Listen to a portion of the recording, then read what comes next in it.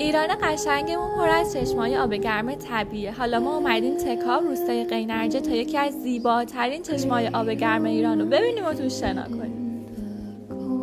2 ساعته دارن زنجیر چرخ میبندن. آخرش هم ماشین رو پارک کردیم اینجا. داریم میریم بالا. آخه تیبا تو این برف نمیره. حالا هی بهشون بگو نمیره. نمیره. نیایید. ما داریم پیاده میریم چشمه آب گرم. میریم شنا کنیم. شانگان آدم.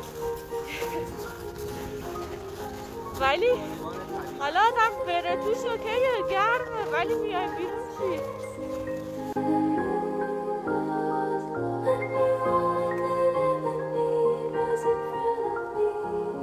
جون بالاخره رسیدیم. بخار آبو دارم میبینم. خدا رو شکر.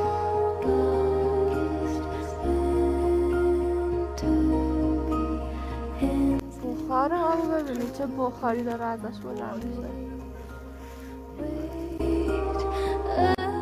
عمق این چشمه بیشتر از 10 متره و دماش هم 40 درجه است. رنگ فیروزه‌ایش هم به خاطر وجود گوگرده. نزدیکش که میشین بوی گوگرد رو کاملا میتونین حس کنین.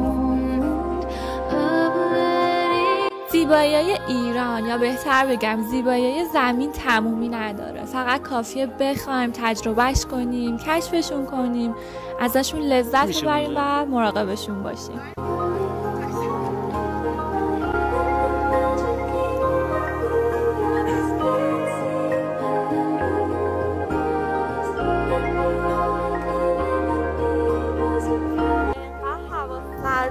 از آب اومدیم بیرون، موهای من یخ زده، کلاه و اسکارف بچه‌ها.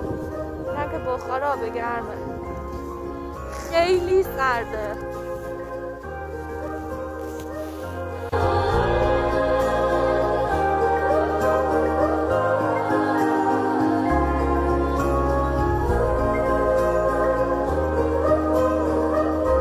تو دمای منفی 10 درجه با موهای خیس توی این برف رفتیم به سمت ماشینمون. بله دیگه، هر رسیدن یه سختی داره.